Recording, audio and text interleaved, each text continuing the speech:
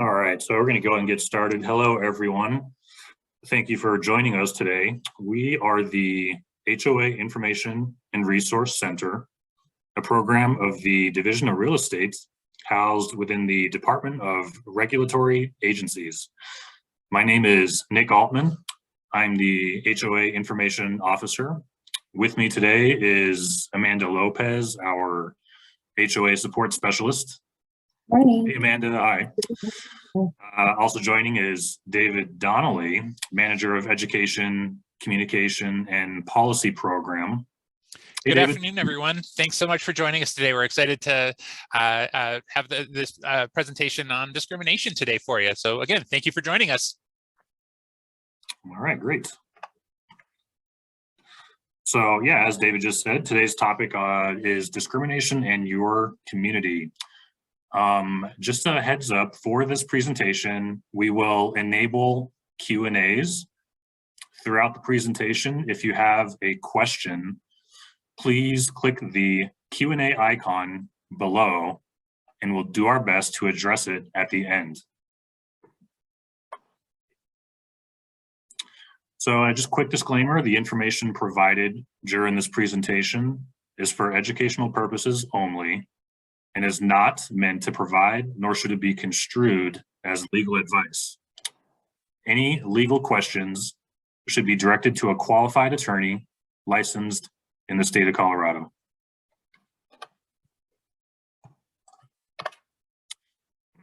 So some of you might not know what we do here at the HOA Information Center.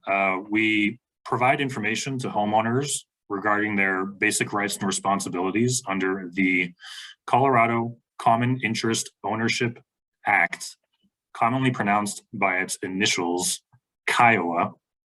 We gather, analyze, and report information through complaints and HOA registrations. We do not regulate HOAs, provide legal advice, or act as an advocate.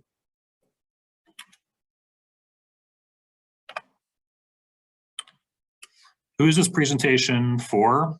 This presentation is intended for homeowners, board members, community association managers, lawyers, tenants, the general public, and really anybody interested in common interest communities in Colorado.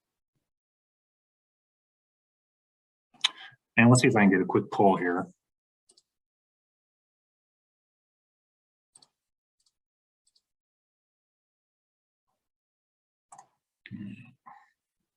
We will try that later.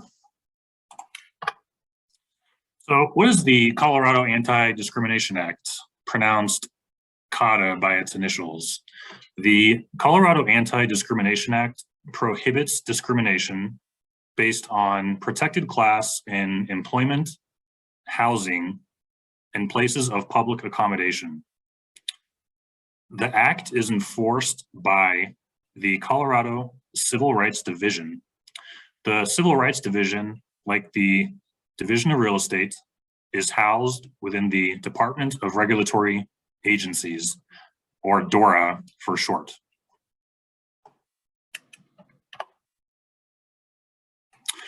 So CADA can be found in parts 3 through 8 of the Colorado Revised Statutes, or CRS for short.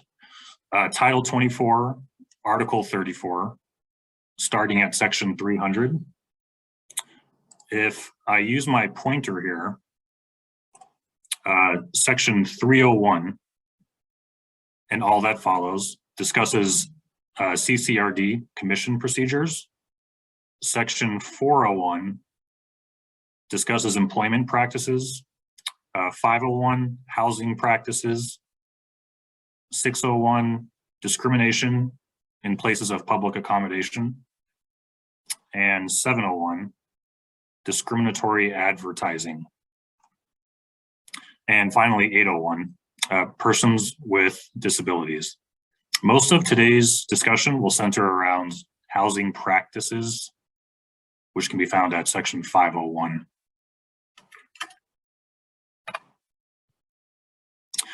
By the way, if you're curious, the entire Colorado Revised Statutes can be accessed by visiting the Colorado General Assembly website, the link of which is displayed here on the screen for you.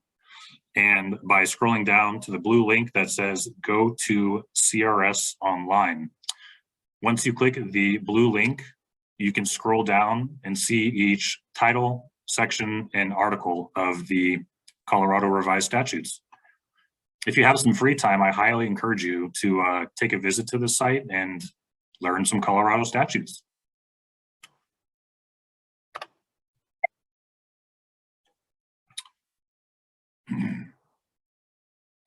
As I previously mentioned, today's topic will be focusing on fair housing laws. So who do fair housing laws apply to? While most recognized fair housing laws apply to landlords, they also apply to real estate professionals such as real estate brokers, community association managers, or CAMs for short, mortgage loan originators, appraisers, and homeowner associations.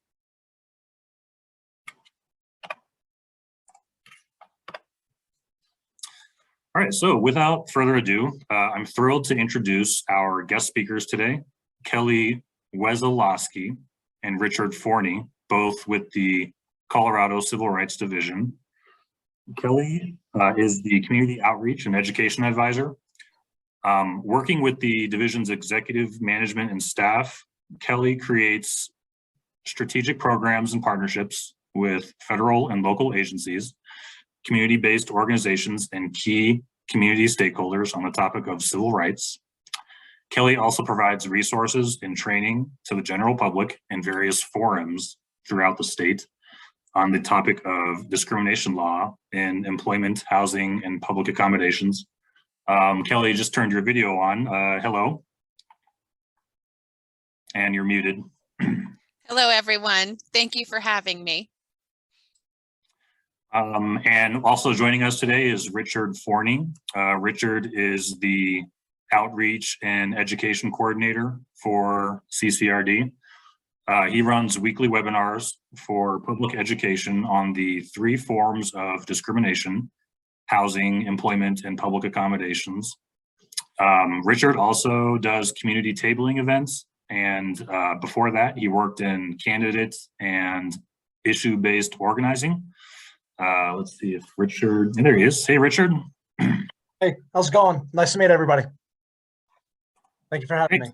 Yeah, and I'm going to turn my video off, and I'm going to turn it over to you, Kelly. So thank you very much. And thank you, Nick. Next slide, please. I'll start with our quick disclaimer. I know DRE has their own quick disclaimer, but we also have one. So the information in this presentation is intended to provide all of you attendees with a broad overview of anti-discrimination laws here in Colorado. So it's not intended to be used as legal advice. We are a neutral third-party organization, and we cannot give, we are mandated to not give legal advice. We are also mandated not to go too far into any kind of hypothetical scenario because we are a neutral party. We are not to be an advocate agency for any potential complainant or any respondent. And so any kind of determination on discrimination, whether or not something is considered discrimination or not, is to be issued only after a full investigation of a duly filed charge. So that's what that means is we can't really go too far deep into any kind of hypothetical scenarios. And if something borders on legal advice, we might not be able to answer it. So that doesn't necessarily mean don't ask questions, don't make comments. We love questions and we love comments, but there is a fine line that we aren't able to cross. So if we get there, I will let you all know. So as Nick had mentioned before, we are charged with enforcing the Colorado Anti-Discrimination Act. And how do we enforce the Colorado Anti-Discrimination Act? We have intake specialists that screen for initial jurisdictional requirements, and I'll go over what they are. We have investigators that do more of a phase 2 type of investigation. We have alternative dispute resolution experts, otherwise known as in-house mediators. There are 2 opportunities to mediate throughout our investigative process. One is voluntary towards the beginning of the process, and the other one is mandatory if a determination has been made that a complaint is probable cause, which means there is that our director, that the investigation has been completed on our end, and the director has determined that there's probable cause to believe that a violation of CODA has occurred. At that point, there is a mandatory for all housing based complaints. There's a mandatory mediation called conciliation at that point. And so we do have in-house mediators to serve that purpose. And we have community outreach and education in both in the preventative model and the mitigative model. Richard and I are a team, and this presentation is one of those projects that we try to inform the public on CODA, on any kind of rules and regulations within CODA in order to prevent acts of discrimination, and also in order to encourage individuals to report potential violations of CODA. We have a staff of 44. We have doubled in size over the last few years. Any kind of rules or regulatory information Nick had mentioned before, but here's the link as well. You can find all of the rules and regulations within CODA by visiting our website.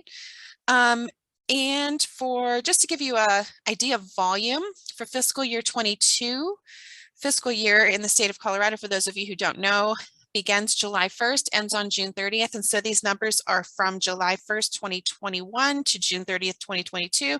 We've received over 1,500 complaints of discrimination. Employment-based complaints comprise 77%, followed by fair housing at 14% of that number. Next slide, please.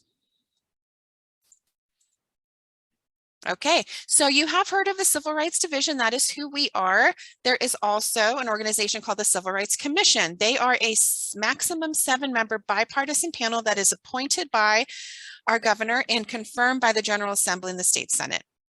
And they have a different role to play in this procedure. They have been selected from various regions across the state. They have public meetings on the 4th Friday of every month. Our next meeting actually has been rescheduled to this coming Friday. So if any of you have an interest in attending, there is a public session of those meetings. You can find the link on our website. It's usually the 4th Friday of every month at 10 o'clock a.m. And so they represent a variety of political parties. They serve rotating 4-year terms. And they have the authority to set cases for hearing. And what does that mean? So when an investigation has been completed and our director has determined whether or not an investigation is going to end in a PC finding, which means there's probable cause to believe that a violation of CODA has existed, and therefore we are going to turn over the case to the commission for recommendation for hearing through an administrative court proceeding. So they have the authority to set cases for hearing there. They can also advise the governor and General Assembly regarding any kind of policy or legislation that addresses legal discrimination, or they can suggest any kind of adoption or amendment to any of the administrative rules to be followed in the enforcement of CODA. And so on our website, I'm going to be talking about one of the CCRC rules and regulations that they have passed involving posting notice postings. And so that'll be my example of the contribution that the Civil Rights Commission has on CODA. And so for that reason, every month there is a public section for public comment. Any member of the public can attend and comment on any kind of adoption or amendment to CODA to be considered and pushed up the chain for consideration. Next slide, please.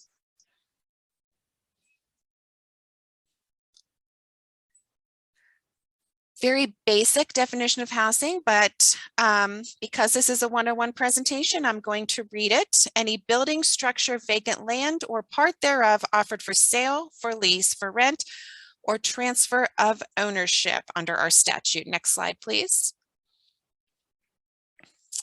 There are exemptions to CODA, and you will also find these in the Fair Housing Act federally. So excluded from FHA housing definitions are these two entities here. Single family homes. I'm not going to go too far into into these exemptions, but just so you know, single family homes are defined as homes that are sold or rented by the owner without the use of a broker or advertiser or advertising the property. The single family home exemption states that homeowners selling single family homes without a licensed real estate agent are exempt from the FHA. As mentioned, there are a few conditions to the Single Family Home Exemption Act. Those can be found on the HUD website. The homeowner is not using a licensed real estate agent or broker. The homeowner owns fewer than 3 other single family homes, and the homeowner is not living on the property during the sale, and the exemption has not been used in the previous 24 months. Secondly, housing for older persons, retirement communities, things of that nature. They can discriminate based on familial status only. So that familial status exemption is comprised of individuals with children. So they can discriminate, they can limit individuals with children from living in those establishments. There are rules to qualify for this exemption. HUD has certified, it says provided under any state or federal program that HUD has certified to be specifically designed and operated to assist elderly persons, or intended for and solely occupied by persons 62 years of age or older, or finally intended and operated for occupancy by persons 55 years of age or older. And the 55 number means at least 80% of those units must have at least one occupant who is 55 years old. And so therefore that exemption only qualifies for familial status provisions. Next slide, please. So what is housing discrimination? Well, these are some federal and COTA you'll see here. Many federal fair housing laws apply to housing providers. So what is a housing provider? It could be a landlord, it could be a real estate broker, a mortgage lender, it could be members of an HOA. All of these statutes require that housing providers make reasonable accommodations necessary to afford an individual with a disability, and Richard will talk about that, the equal opportunity to use and enjoy a dwelling. But all fair housing laws do apply to HOAs. They apply to landlords, others. Next slide, please. Oh, and I failed to mention the last paragraph. Housing discrimination also occurs when a provider, any of those housing providers within the process of obtaining and maintaining a dwelling, subjects a member of a protected class, and you can see these protected classes here, to disparate, i.e. different, that's a legal term for different treatment, unfavorable treatment, simply because that individual is a member of a protected class. And without going into hypothetical scenarios, I'll tell you that if person Y was treated differently than person Z in any kind of process, and we'll go over some adverse actions, then that would be a potential red flag that the violation of COTA has occurred within the adverse action. And we'll go over that in a minute. Here's the protected classes. There are federal protected classes, there are state protected classes. To add to the confusion, there are protected classes in all different protected classes in all 3 of our areas. Different for employment, different for housing, and different for places of public accommodation. And so it's not all encompassing. There are, as I said, federal and state protected classes. We'll go over what applies to Colorado specifically, but these are bolded. Disability, mental and physical disability is bolded. Color and race is also bolded because in the last fiscal year, the most common basis for our housing discrimination was disability and a lack of providing reasonable accommodations, which is why Richard's going to be speaking specifically on that. 50% of our fair housing complaints involved reasonable accommodations in individuals with a disability, followed by race and color was at 22%. A lot of reasonable accommodations apply where there was some, there's been some reports on service animals and emotional support animals. So we're going to talk about that as well. Let's go over to the bottom of the slide where you see source of income and veterans and military status. Source of income is a state-based protected class passed in 2021 as a result of the COVID pandemic. And what was happening was there was some uncertainty when during the COVID pandemic on these federal housing vouchers and how long they were going to last across the country. And so you will see Colorado is not the only state that has passed a source of income housing discrimination. And that's the history of the passing of this. However, that can apply to any source of income, whether you're getting your income from student loans or disability benefits or spousal support or child support or any type of source of income this could apply to. So basically you cannot be treated differently in obtaining or maintaining a dwelling based on your source of income. Veterans and military status was just passed and implemented, came into effect in August of this past year. So housing providers cannot discriminate against veterans or individuals because of their military status. Next slide, please.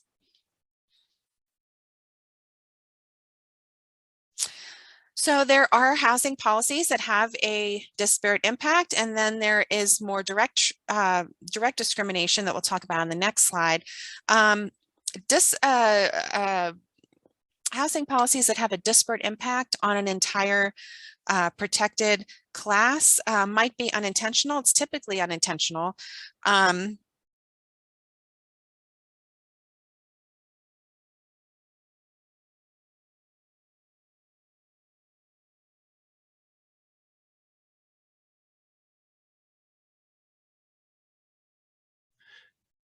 Kelly, your mic cut out.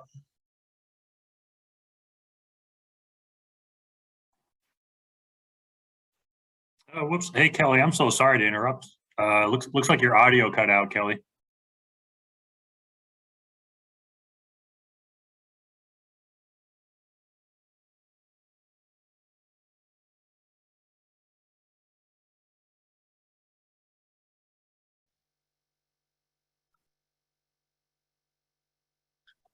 Looks like it cut out completely. I don't think she can hear us.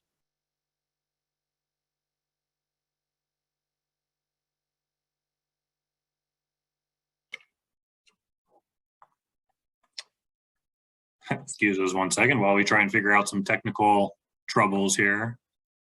Kelly, I think your audio cut out. Yeah. There we go. We hear you now. Yeah. It Yep. must have been my headset. So I was talking about steering. I was talking about familial status. Let's just say if a housing provider requires families with children to live in specific floors or specific areas of a building, that could be a policy that has a disparate impact on individuals with families. And then I don't know if you guys heard me about the requiring apartment residents to have full-time employment.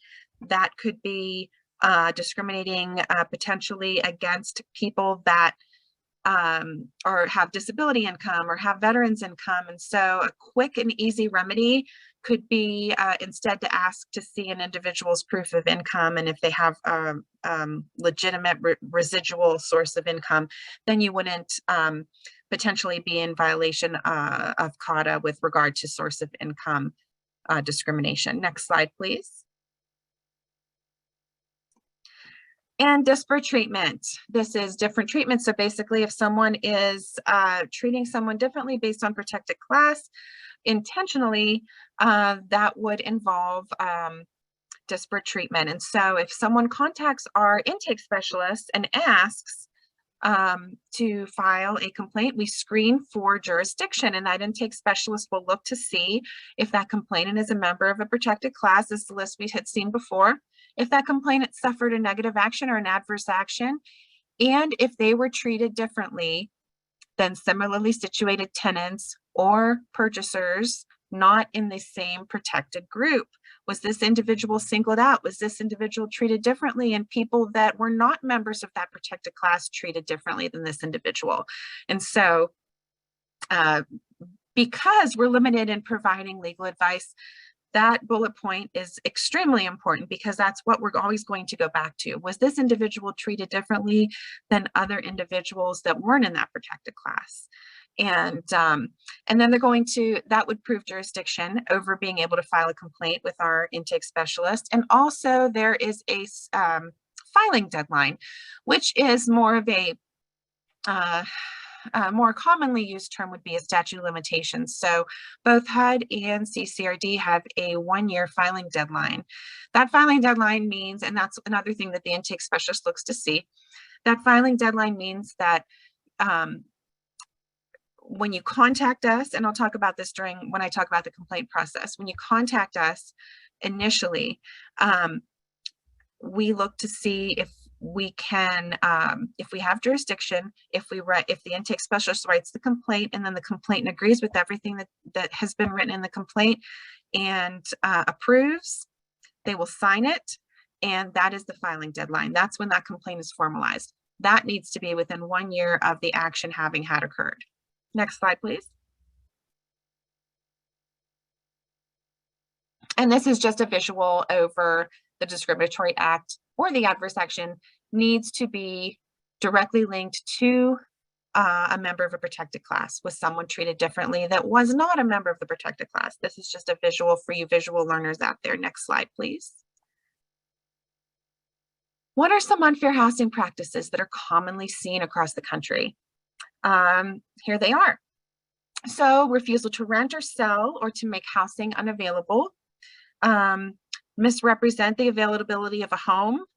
You can put, because of protected class, you can insert after every single one of these. To apply unequal terms and conditions of sale or rental, refusal to allow reasonable accommodations. I bolded that for a reason. Richard will talk about that. Redlining, steering, that would be kind of implied steering or direct steering. That could also go into effect. Intimidation, threaten, coerce, or harassment. This typically happens more than one time. So if someone wants to file under this unfair housing practice, we would go by the date of the last incident. And so let's just say something's been going on for a couple years. If that last incident occurred less than a year previous to the filing deadline, then the entire incident and the entire progression of incidents would still apply. And discriminatory advertising, and we'll see an example of that too. Last bullet, retaliation. I want to say about 75% of our complaints in the last fiscal year involved retaliation. And so that's additional, when someone exercises their right to file a complaint of discrimination, then the housing provider, if they were to treat them differently than they had treated them before the complaint of discrimination, that would be an act of retaliation. Next slide, please. We are a FAP. What is a FAP? Fair Housing Assistance Program. Fair Housing Assistance Programs are nationwide, and HUD partners with state-run programs. So we have a work share agreement with them. And what does that mean? You saw the difference between, there's some differences. Our laws are substantially similar. Where they are different is when we can utilize that work share agreement. So let's just say if someone contacts HUD and they're unfamiliar with all of the federal regulations versus the state rules and regulations, they can contact HUD. And HUD would then, if they contact HUD with a source of income complaint, let's just say the state of Colorado does have jurisdiction over source of income complaints. HUD does not. It's not a federally protected class. So HUD can then refer that individual to us. And vice versa. Sometimes when a case has dual jurisdiction, you know, we can refer to HUD too, and HUD can choose to file federally as well. The important thing to note on this slide is our division can't and won't enforce federal law. HUD cannot and will not enforce state law, which is why they have work share agreements such as this across the country. Next slide, please. This is one of those CCR, Civil Rights Commission rules and regulations. You can find all of them on our website, but I'll just read this very quickly. All housing providers that fall under fair housing rules and regulations and lenders, they're required to post a notice that summarizes any kind of prohibited, discriminatory, or unfair housing practices. And to make things easier for everyone, they are easily downloadable on our website.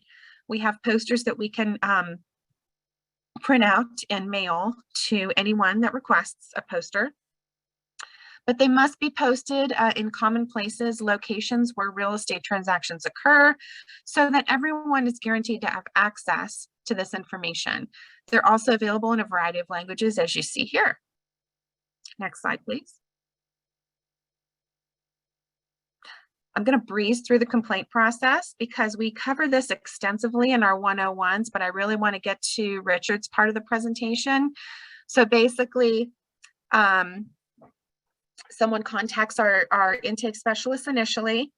It goes through the investigation process, or it goes to mediation. And then our director determines whether or not the case is a PC case, which means there's probable cause to believe a violation of CODA occurred, or an NPC case. And so I'm going to just kind of go over this very generically. So next slide, please. How can you contact our division if you'd like to make a complaint? Most of our complaints since COVID are made online through our website and our Case Connect system. So that's what you see here. Just visit our website and click on the Case Connect system and start your inquiry. You can contact us via phone, or you can go in our in-person kiosk at City Center Plaza downtown. Here's the address. I already talked about the jurisdictions. The intake specialists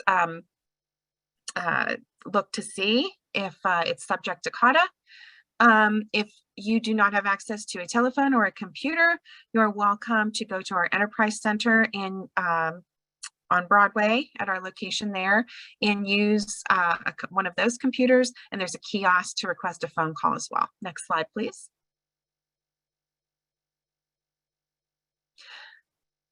So what happens when an intake specialist does determine that a case does have jurisdiction? They file the case is formalized, they'll notify the respondent, and it'll go to investigation.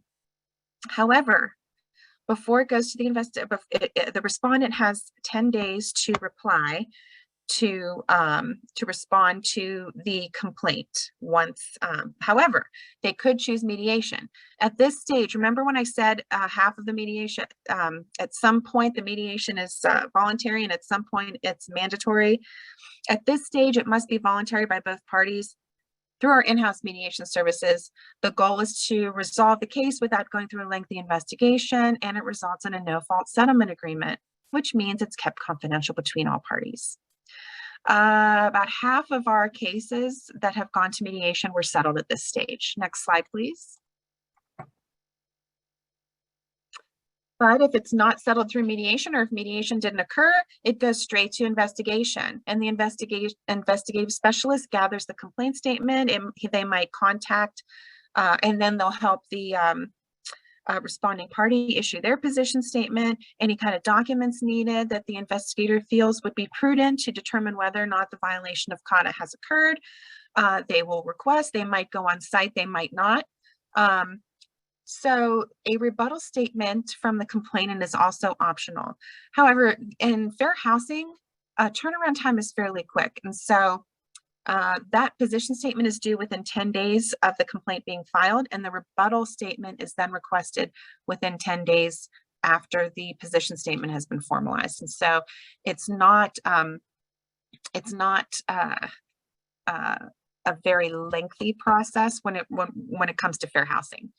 Next slide. So our goal is to issue a determination within 100 days from the complaint having been filed. And so here's the 3 different kinds of determinations that our director can make. I already talked about the PC. There's an NPC, which means we don't have enough evidence or there's no probable cause to believe that an act of discrimination has occurred under CADA. And then there's a mixed finding. So let's just say someone files a complaint based on the protected class of sex and based on the protected class of religion. Our director might determine that there is a PC finding on one protected class and an NPC finding on another protected class. The PC portion of that finding moves on. The NPC portion does not. Next slide. Anytime a PC finding is issued in all fair housing cases, there is a compulsory conciliation with the caveat that yes, this case will go to hearing if a settlement isn't reached at this time. About 52% of our cases that have gone to conciliation have resulted in a settlement with our in-house mediators. If unable to reach a resolution, then the commission will set the matter for hearing because it's a fair housing complaint and all fair housing complaints go to hearing automatically. Next. If it's a no probable cause finding, the complainant has 10 days to appeal to the commission for reconsideration. That's where the commission comes in. They may uphold our determination, which means an NPC, which would be an NPC determination, which then the case would be dismissed at that time. They might request additional investigation from our investigations section with which to make a decision, or they might reverse the determination. But if the complainant doesn't appeal the NPC finding or the appeal has been unsuccessful, then the determination acts as a dismissal. And the complainant will get a right to sue letter in district. They have 90 days to file in district court at that point. Next slide.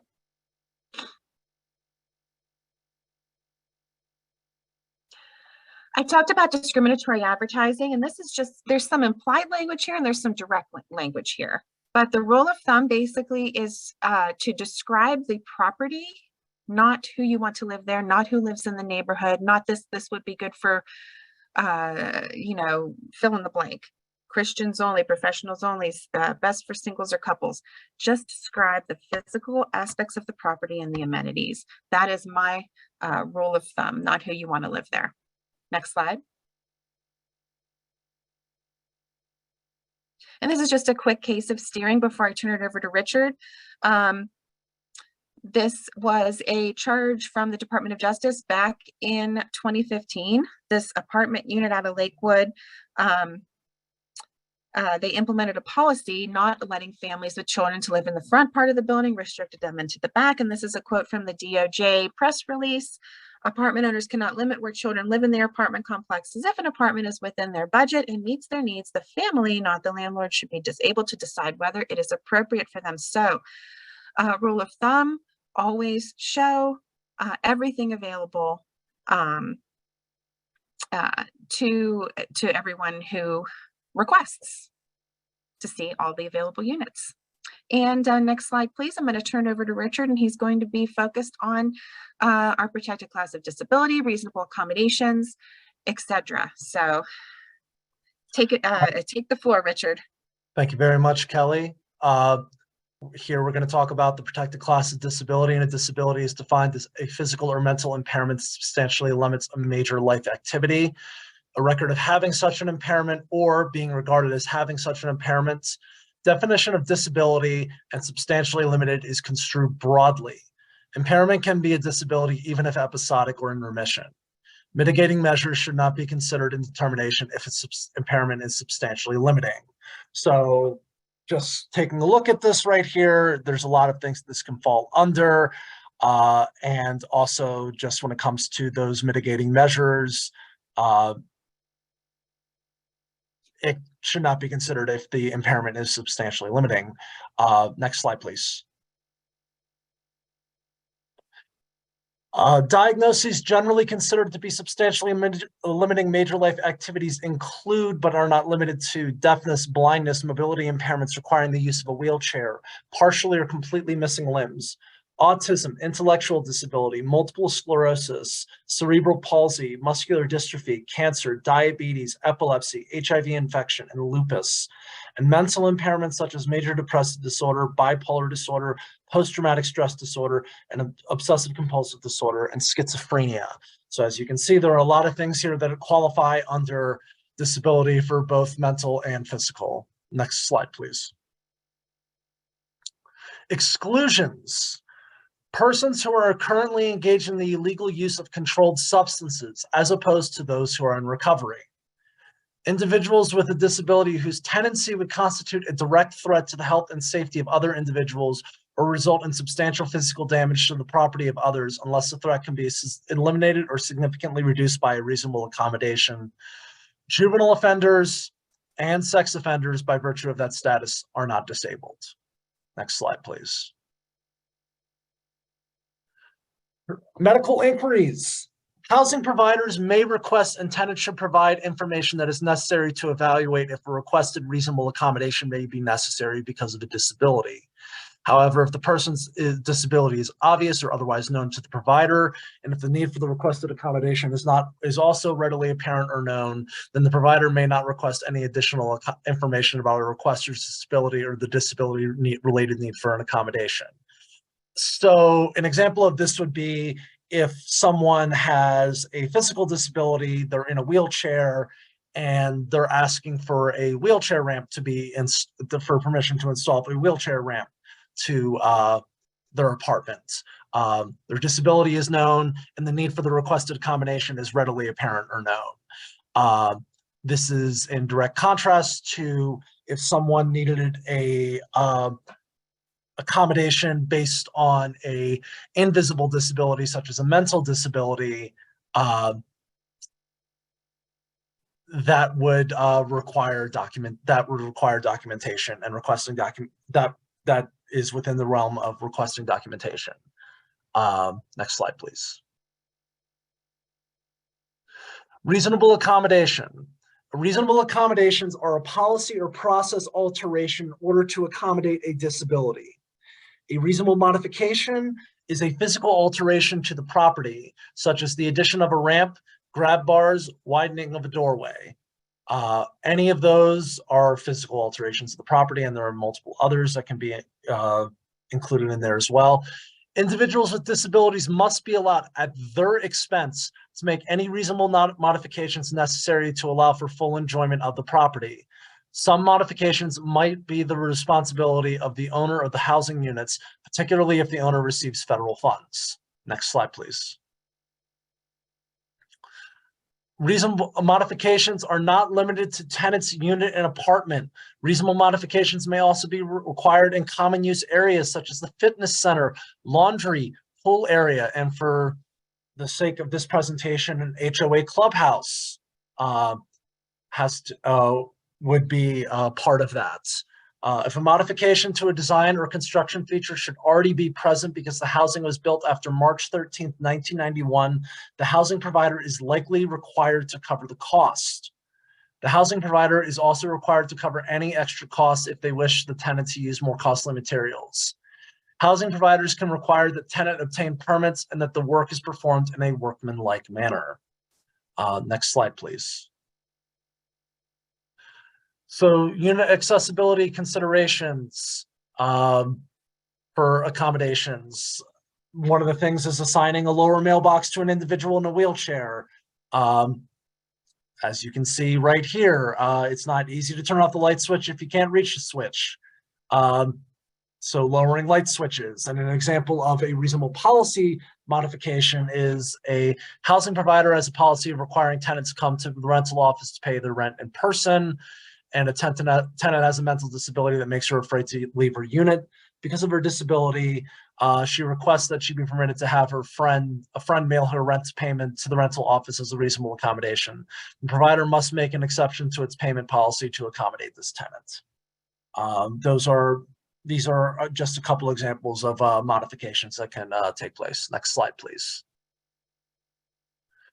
Reasonable accommodations in the interactive process requires good faith participation. Both parties must be operating from a place of good faith in order to get to the best possible solution. And by getting to the best possible solution, we need to work together. Housing provider need not necessarily provide the specific accommodation requested by the tenant if another equally effective accommodation is available.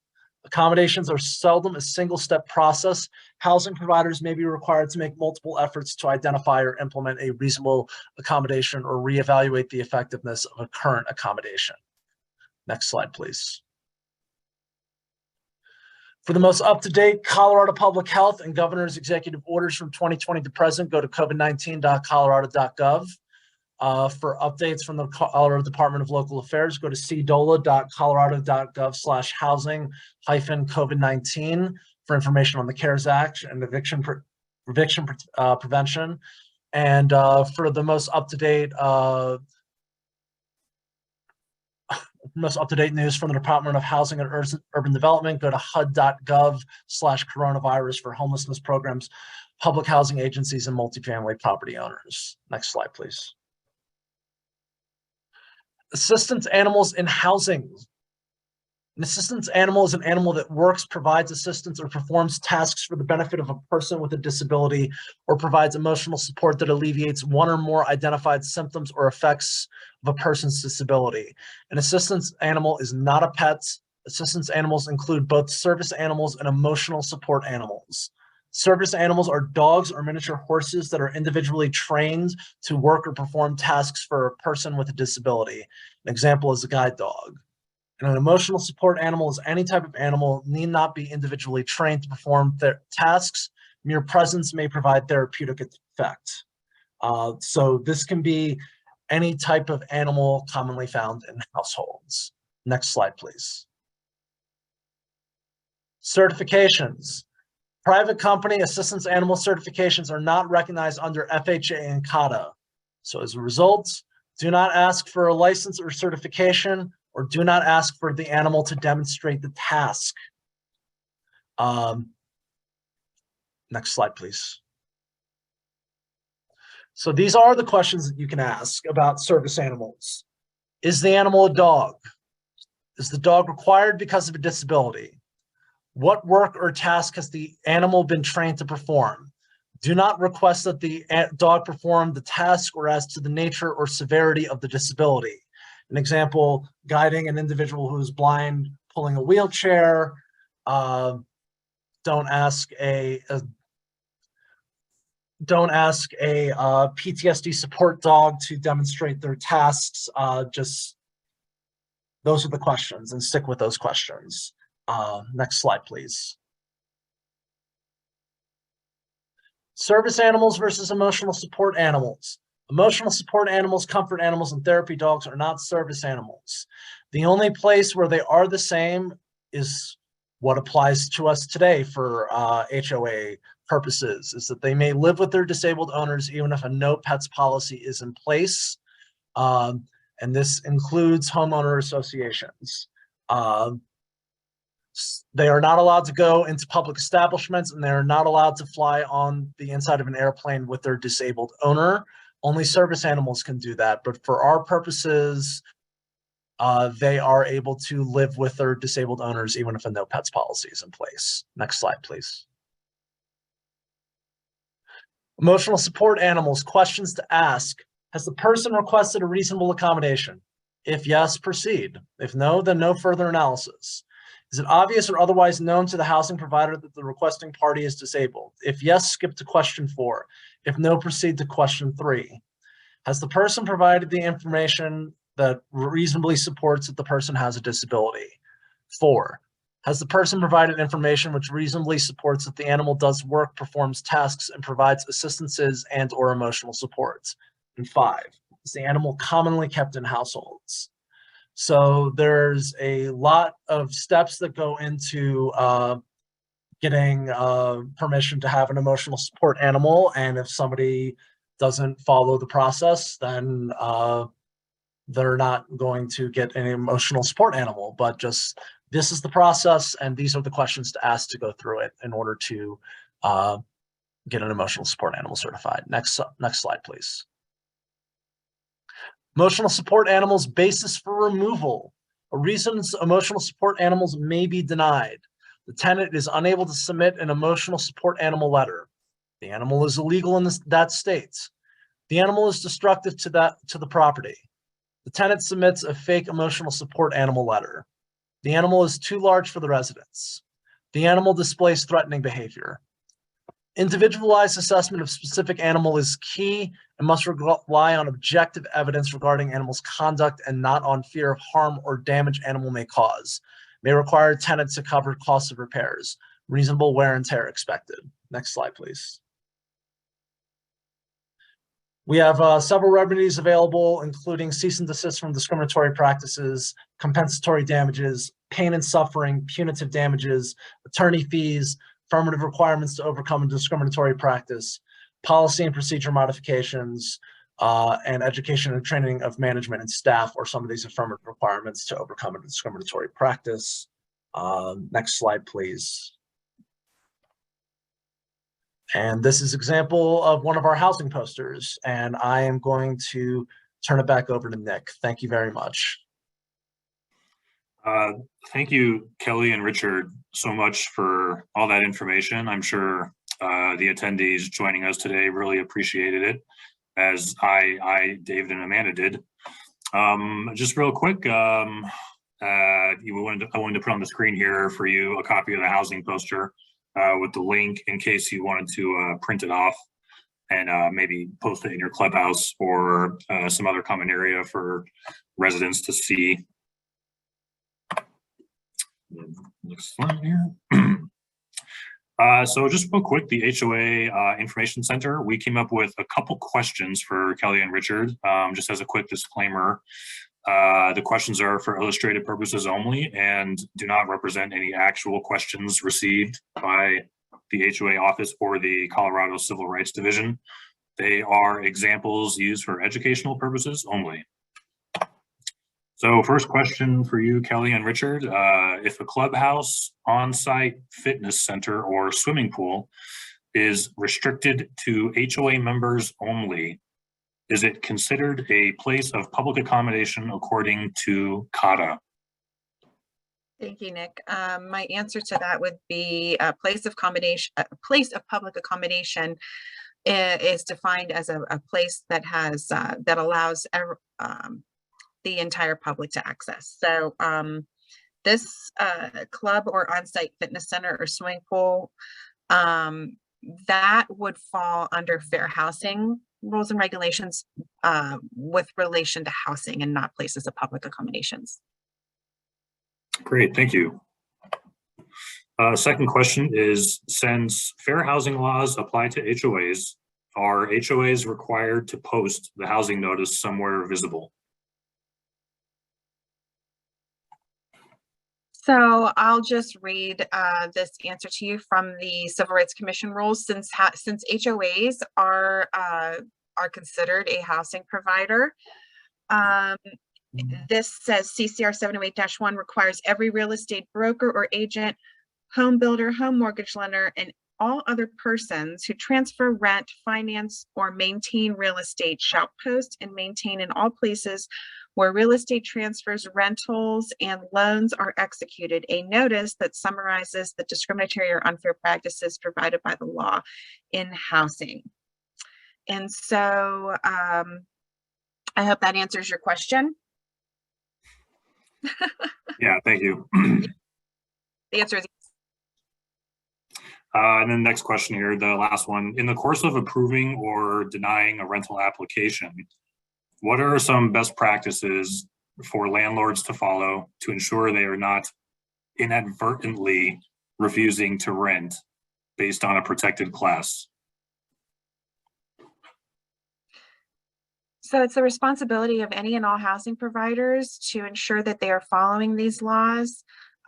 We have 101 trainings that Richard provides twice a month in fair housing. You can either attend those, you can read through the rules and regulations from HUD.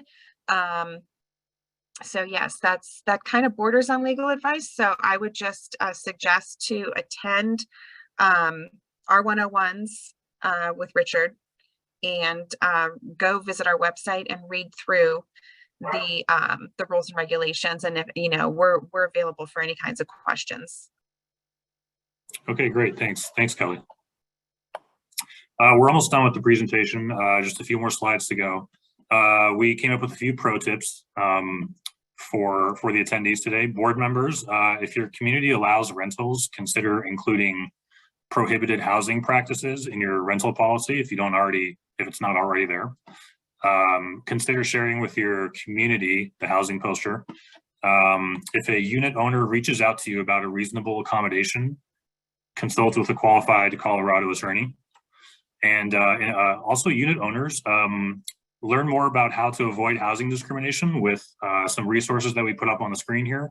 The United States Department of Housing and Urban Development, Colorado Office of the Attorney General, Fair Housing section, and links are provided there as well. Housing Counselor is, there are various organizations that assist members of the public to better understand their rights. For any organization, check to see if the organization serves your part of the state. Private practice attorney specializing in housing discrimination. And finally, Department of Justice Civil Rights Division website for more information on the Americans with Disabilities Act. And you can check out HOA resources for yourself at the website that we posted there. And again, our email address is Dora_DRE_HOA inquiries at state.co.us. And also here are some resources for the Civil Rights Division for your reference. And we will make this PowerPoint available in the next couple days.